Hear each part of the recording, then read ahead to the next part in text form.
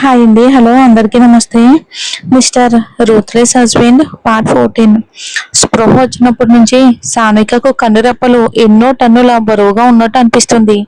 ఎంతో కష్టపడి కళ్ళు తెరిచి చూసినా గదిలో ఎక్కడా విక్రమ్ కనిపించలేదు. మంచం పక్కనే ఉన్న కుర్చీలో పెద్దమ్మ ముఖం చిన్నబుచ్చుకుని కూర్చుంది. చేతిలోని గిన్నెలో నుంచి చెంచాతో కొద్ది కొద్దిగా ఆహారం తీసి సాన్వికకు తినిపిస్తుంది. సాన్విక ఒక మాట కూడా మాట్లాడలేదు. యంత్రంలా నెమ్మదిగా తింటుంది. ఉదయం నుంచి ఆమె కొడుకులు అన్నం కానీ నీళ్లు కానీ పడలేదు. దానికి తోడు చాలాసేపు మంచులా చల్లటి నీటిలో తడవడంతో శరీరం మొత్తం మొద్దుబారిపోయింది. చేతులు కాళ్ళు కదిలించాలన్నా వెన్నెముక వెంట ఇక నొప్పి అలలా పాగుతుంది. ఆమెకు తినిపిస్తూనే పెద్దమ్మ గంభీరంగా మౌనాన్ని చెరిపింది. అలా ఎందుకు వర్షంలో తడిచావు? మా సంగతి పక్కన పెట్టు, కనీసం మీ అమ్మా నాన్నల గురించైనా ఒకసారి ఆలోచించలేదా? విక్రమ్ సరైన సమయంలో తలుపు పగల కొట్టకపోతే నువ్వు అక్కడ పడిపోయి ఉన్నావని మాకు అసలు తెలియదు. తెలిసేదే కాదు తల్లి. ఇంకొంచెం లేట్ ఉంటే ఏమయ్యేదో ఒకసారి ఆలోచించావా? సాన్విక తల వంచుకుని మౌనంగా ఉంది. ఆమె కళ్ళ మూలల్లో కన్నీళ్లు మెరిచాయి. అయినా ఆమె ఏమీ మాట్లాడకపోవటంతో పెద్దమ్మ మళ్ళీ అడిగింది, ఏమైంది సాన్విక? ఎందుకు ఇలా మౌనంగా ఉన్నావు? సాన్విక సమాధానం చెప్పడానికి నోరు తెరిచింది. కానీ మరుక్షణమే ఉలిక్కి పడింది. గొంతులో నుంచి ఒక శబ్దం కూడా బయటికి రాలేదు.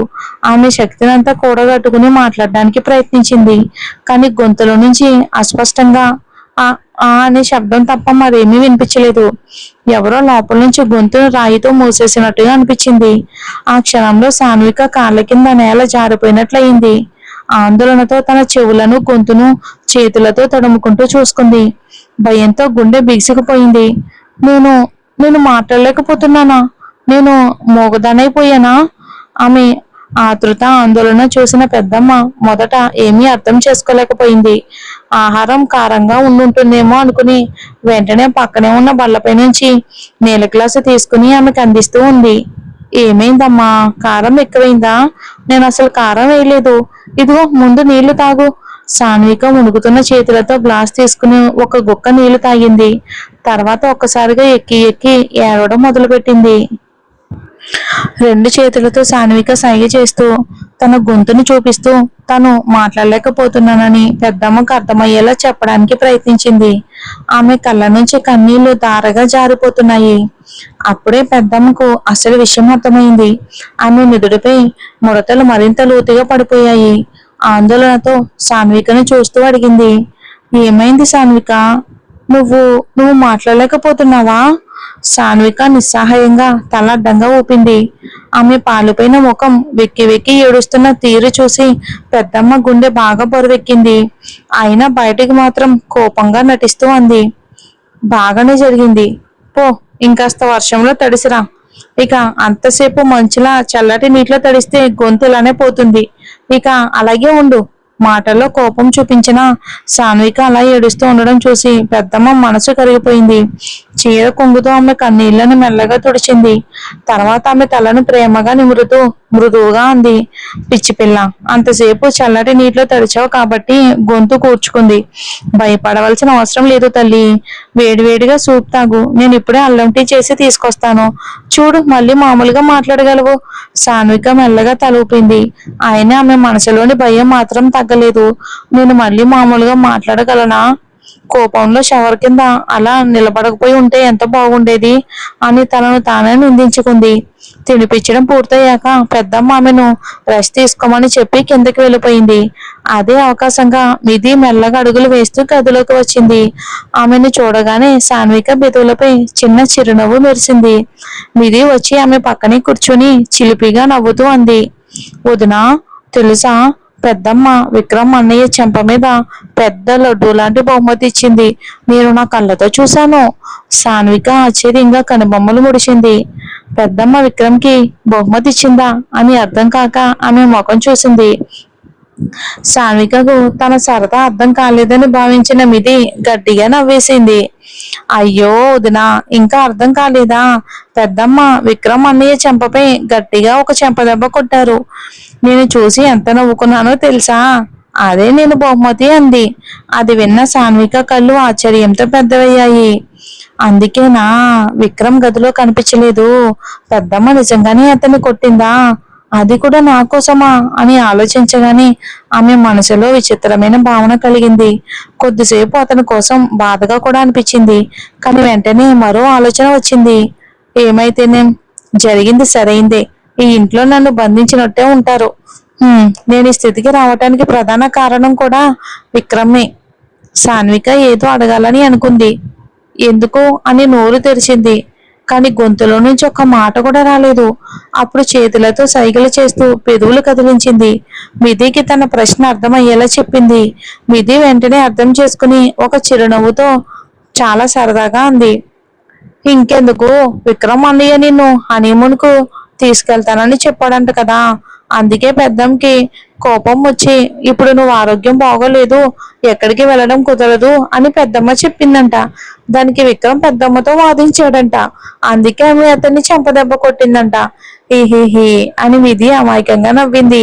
అది విని సాన్విక ఒక్కసారిగా ఆశ్చర్యపోయింది. ఇది అసలు నమ్మశక్యమేనా? ఆ గర్విష్ట అహంకారి ఆ మనిషితో హనీమూనా? అతనితో హనీమూన్ కాదు, నరకానికైనా నేను వెళ్ళను అని మనసులోనే రగిలిపోయింది. ఈ రోజు అతన్ని రానివ్వు, అతని సంగతి నేను చూసుకుంటాను. హనీమూన్ అనే మాటని జీవితంలో మళ్ళీ నోటి మీదకి రానివ్వను అని కోపంగా అనుకుంది. ఇక మిది మాత్రం మనసులో ముసిముసిగా నవ్వుకుంది. నేనేమైనా అంత అమాయకురాలినా? నిజమంతా చెప్పేసి నువ్వు మమ్మల్ని వదిలి వెళ్ళిపోవడానికి అస్సలు జరగదు. ఇప్పుడు విక్రమ్ అన్నయ్య దగ్గరికి వెళ్ళాలి అని అనుకుని వెంటనే గది నుంచి పరిగెత్తుకుంటూ బయటికి వెళ్ళిపోయింది. విక్రమ్ డాబాపై కూర్చుని ఒకదాని తర్వాత ఒకటి సిగరెట్లు కాలుస్తున్నాడు. అతని ఎడమ చెంప ఇంకా రెట్టగానే ఉంది. పెద్దమ్మ కొట్టిన 5 వేళ్లు ముద్ర స్పష్టంగా కనిపిస్తుంది. కానీ చెంప నొప్పి కంటే పెద్దమ్మ చెప్పిన మాటలే అతని మనసును ఎక్కువగా కలవర పెడుతున్నాయి. నేను సాన్వికను ప్రేమిస్తానా? ఆమె లేక నేను బ్రతకలేనంట. నిజంగానే అని తనలో తానే నవ్వుకున్నాడు. విక్రమ్ చౌదరికి ఆ అమ్మాయిల కొరత వచ్చిందా? నేను ఒక్కసారి చెయ్యెత్తితే ఈ నగరంలో ఉన్న అందమైన అమ్మాయిలు నా కోసం వరుసల్లో నిలబడతారు. అలాంటప్పుడు ఆ సాధారణమైన ముందు పట్టుదల ఉన్న సాన్విక చచ్చేది అసాధ్యం. కాదు కాదు. విక్రమ్ అన్నయ్య అని పిలిచిన గొంతు వినిపించగానే విక్రమ్ వెనక్కి తిరిగి చూశాడు. నితిన్ని చూడగానే చేతిలోని వెలిగిన సిగరెట్ ను నేలపై పడేసి చెప్పుతో నలిపి ఆర్పేశాడు. తర్వాత కనుబొమ్మల పైకెత్తి ఏమైంది అన్నట్టుగా సైగ చేశాడు. నిధి తన ఓని చివరనను వేలికి చుట్టుకుంటూ ఏమాత్రం అనుమానం రాకుండా సహజంగానే అంది. వదినకు స్పృహ వచ్చింది, కానీ చాలా ఏడుస్తుంది. తన పుట్టింటికి వెళ్ళిపోతాను అంటుంది. అది విన్న వెంటనే విక్రమ్ కిందకి వెళ్ళడానికి అడుగు వేశాడు. అప్పుడే మిది మరో మాట జోడించింది. తెలుసా విక్రమ్ అన్నయ్య, వదినకు ఒక చాలా అందమైన ప్రియుడు ఉన్నాడంట. నిజంగానే యువరాజులా ఉంటాడంట. ఎంత అందంగా ఉంటాడో. ఆ మాట వినగానే విక్రమ్ ఒక్కసారిగా ఆగిపోయాడు. వెనక్కి తిరిగి గంభీరంగా అడిగాడు. నీకు ఈ విషయం ఎవరు చెప్పారు? సాన్వికనా? మిది వెంటనే మాట తిప్పుతూ అంది. లేదు లేదు, వదిన చెప్పలేదు, నేనే తెలుసుకున్నాను. విక్రమ్ అంతకంటే ఎక్కువ వినడానికి అక్కడ ఆగలేదు. ఆహా, అయితే అందుకే నా అమ్మాయి అని మనసులో అనుకుంటూ అక్కడ నుండి వేగంగా కిందకి వెళ్ళిపోయాడు విక్రమ్. ఇంత అహంకారమా? విక్రమ్ చౌదరి భార్య అయినా కూడా ఇంకొకరి కోసం అతను ఏమాత్రం పట్టించుకోవటం లేదా? ఆ ఆలోచన విక్రమ్ అహంకారాన్ని గట్టిగా తాకింది. అతని మనసులో నెమ్మదిగా ఒక మొండి పట్టుదల పుట్టుకొచ్చింది. లేదు, సాన్వికను నేను ఎవరికి చెందనివ్వను. ఆమె నా భార్య మాత్రమే. మనసు అనే దాని తీరు నిజంగా చాలా విచిత్రం. ఎప్పుడు ఎవరిని ఏ క్షణంలో తన గుండె లోతుల్లో దాచేసి బయట వచ్చే దారిని మూసేస్తుందో ఎవరికీ అర్థం కాదు. ఆ ఆలోచనతోనే విక్రమ్ తుఫానులో మెట్లు దిగేశాడు. విక్రమ్ పెద్ద పెద్ద అడుగులు వేస్తూ వెళ్ళిపోతూ ఉండగా నిధి చిలిపిగా నవ్వుకుంది. తర్వాత ఫోన్లో అవతల వైపు ఉన్న వ్యక్తితో మెల్లగా అంది. వదిన, పని అయిపోయింది. అవతల వైపు నుంచి వెంటనే సమాధానం వచ్చింది. శభాష్ బంగారం. విక్రమ్ వేగంగా తన గదిలోకి వెళ్ళాడు. అక్కడ సాన్విక మంచంపై కూర్చుని ఫోన్లో ఏదో చూస్తుంది. ఆమెను చూడగానే నేరుగా ఆమె దగ్గరికి వెళ్ళాడు. ఇక సాన్విక కూడా తన దగ్గరకు విక్రమ్ వచ్చినట్టు గమనించగానే వెంటనే ఫోన్ ను పక్కన పెట్టేసింది. అది చూసిన విక్రమ్ ఒక్కసారిగా కోపంతో ఉడికిపోయాడు. చేతులను బిగించి పళ్ళను పటపట కొరుకుతూ కోపంగా అన్నాడు. ఇక దాచిపెట్టి నీ ప్రియుడికి సందేహాలు పంపుతున్నావా? ఆ మాట విన్న సాన్విక ఆశ్చర్యంతో అతని వైపుకి చూసింది. విక్రమ్ ముఖంలో ఏదో కొత్త భావం కనిపించింది. అతను అసూయ పడుతున్నాడా అని ఆమెకు అనిపించింది. కానీ అది నిజమో కాదో అర్థం కాలేదు. ఆమె ఏదో చెప్పాలని ప్రయత్నించింది, కానీ గొంతులో నుంచి ఒక శబ్దం కూడా బయటికి రాలేదు. ఎంత ప్రయత్నించినా మాట్లాడలేకపోయింది. చివరికి నిస్సహాయంగా వెక్కి వెక్కి ఏడవడం మొదలుపెట్టింది. నా పరిస్థితి ఏమవుతుంది? నేను ఇక జీవితంలో ఎప్పటికీ మాట్లాడలేనేమో అనే భయం ఆమె హృదయాన్ని పూర్తిగా కమ్మేసింది. ఇక సాన్విక మౌనంగా ఉండటంతో విక్రమ్ కి లోపల రగులుతున్న కోపం క్షణం క్షణానికి పెరుగుతుంది. ఆమె చూపిస్తున్న ఈ నిర్లక్ష్యం అతని పురుష అహంకారాన్ని మళ్ళీ మళ్ళీ గాయపరుస్తుంది. ఏమైంది? ఎందుకు మౌనంగా ఉన్నావు? మామూలుగా అయితే నోరు ఒక్క క్షణం కూడా ఆగదు. నీ ప్రియుడి గురించి చెప్పగానే మాత్రం మాట రావడం లేదే. సాన్విక కోపంతో పళ్ళను బిగించి, ఈ దుర్మార్గుడు అహంకారి ఎక్కడి నుంచి ఇలాంటి అర్థం లేని మాటలు తీసుకొస్తాడో ఆమెకు అసలు అర్థం కావట్లేదు. నిజంగానే తనకి ఎవరైనా ప్రియుడు ఉండుంటే ఈ చచ్చి బతికే మనిషితో ఒకే ఇంట్లో ఉండేదా? ఎప్పుడో ఇంటి నుంచి చాలా దూరం పారిపోయేది. సాన్విక ఏమీ మాట్లాడకపోవడంతో విక్రమ్ సహనం పూర్తిగా కోల్పోయాడు. ఒక్కసారిగా ఆమె చేతిలో ఉన్న ఫోన్ ని లాక్కున్నాడు. అది చూసిన సాన్విక కోపంతో అతనిపై అరిచేందుకు ప్రయత్నించింది. తన ఫోన్ ను తాకే ధైర్యం ఇతనికి ఎలా వచ్చింది? కానీ గొంతులో నుంచి శబ్దం రాకపోవటంతో తన నిస్సహాయతపై మరింత చిరాకు పడింది తను. ఇక మరుసటి క్షణమే ఆడపులిలా విక్రమ్పై దూకింది. అతని విశాలమైన గుండెపై గుద్దులు చెంపదెబ్బలు కురిపించడం మొదలుపెట్టింది. ఈ ఆకస్మిక దాడికి విక్రమ్ ఏమాత్రం సిద్ధంగా లేడు. ఇక సంతులనం కోల్పోయి సాన్వికను హత్తుకున్నట్లుగాని ఇద్దరు నేరుగా మంచంపై పడిపోయారు అనుకోకుండా. ఆ తొక్కిసలాట్లో ఫోన్ మాత్రం ఎగిరి నేలపై పడింది. ఇప్పుడు విక్రమ్ కింద, అతని గుండెపై సాన్విక ఉంది. విక్రమ్ రెప్పవాల్చకుండా అలానే చూస్తూ ఉన్నాడు సాన్వికని. కోపంతో రగులుతున్న ఆమె ముఖం అతనికి చాలా అంటే చాలా దగ్గరగా ఉంది. ఒక క్షణం అతని మనసులో ఒక ఆలోచన మెదిలింది. ఈ అమ్మాయి చూడడానికి అంత చెడ్డగా లేదు. ఆమె అందంలో ఒక సహజమైన ఆకర్షణ ఉంది. కానీ ఆ మైకం ఒక్క క్షణం కూడా నిలవలేదు. హా అని విక్రమ్ ఒక్కసారిగా నొప్పితో గట్టిగా అరిచాడు. సాన్విక కోపంలో అతని చొక్కా పైనుంచి నేరుగా గట్టిగా కొరికేసింది తనని. ఇక విక్రమ్ నొప్పితో విలవిల్లాడాడు. విక్రమ్ ఒక చేత్తో ఆమె జుట్టును గట్టిగా పట్టుకున్నాడు. ఇక లోపల చర్మం అంతా మంటగా అనిపిస్తుంది విక్రమ్ కి. అయ్యో, ఎంత అల్లరి పిల్ల! అందంగా ఉంది అని అనుకుంటే అసలు పచ్చిమిరపకాయే.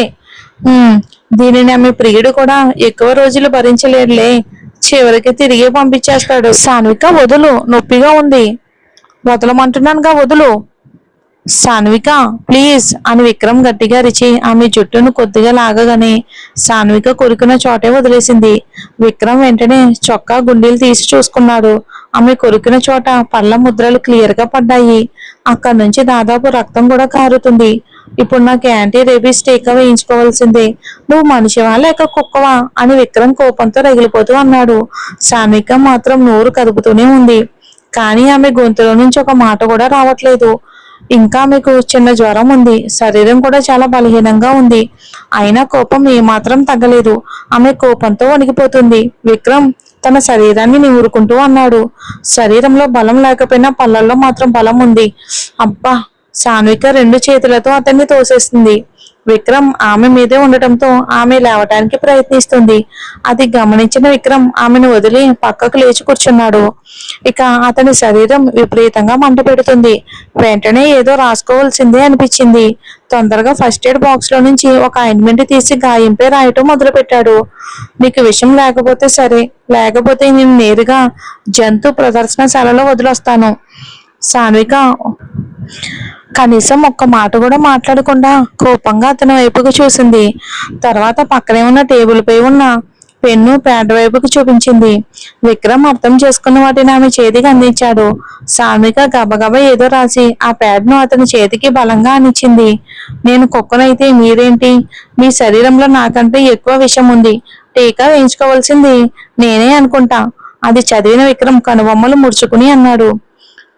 నీకు ఆవులకు వేసి ఇంజెక్షన్ వేయించాలి. కానీ నువ్వు ఇలా రాసి ఎందుకు మాట్లాడుతున్నావు? మాట్లాడడానికి ఏమైంది? ఇదేమైనా కొత్త నాటకమా? లేక నీ ప్రియుడు నాతో మాట్లాడొద్దని చెప్పాడా? సాన్విక పళ్ళను బిగించి అతని చేతుల నుంచి ప్యాడ్ ను లాక్కుంది. మళ్ళీ వేగంగా రాసింది. మీరు పుట్టుకతోనే మొద్దువారా? ఇదంతా మీ వల్ల జరిగింది. చలికి నా గొంతు పూర్తిగా పోయింది. నోటి నుంచి శబ్దం కూడా రావట్లేదు అని అంది. అది చదివిన విక్రమ్ కొన్ని క్షణాలు మౌనంగా ఉన్నాడు. ఆ తర్వాత ఒక్కసారిగా బిగ్గరగా నవ్వేశాడు. అతను అలా నవ్వటం చూసిన సాన్విక కోపంతో మరింత రగిలిపోయింది. నవ్వుతూనే విక్రమ్ అన్నాడు, అమ్మయ్య, కనీసం కొన్ని రోజులైనా నీ ఆగని వాగుడు నుంచి నాకు విముక్తి దొరికింది. నా చెవులకు కాస్త ప్రశాంతత దొరికింది. సాన్విక అతని వైపుకు వెటకారంగా ముఖం పెట్టింది. వెంటనే మళ్ళీ కాగితంపై రాసింది, నీలాంటి అసభ్యుడితో మాట్లాడాల్సిన అవసరం లేకపోవటం వల్ల నేనే సంతోషంగా ఉన్నాను. ఇంకా అదే టైంలోని తలుపు తెరుచుకుని పెద్దమ్మ లోపలికి వచ్చింది. సాన్విక ఆరోగ్యం ఎలా ఉందో చూడడానికి ఆమె వచ్చింది.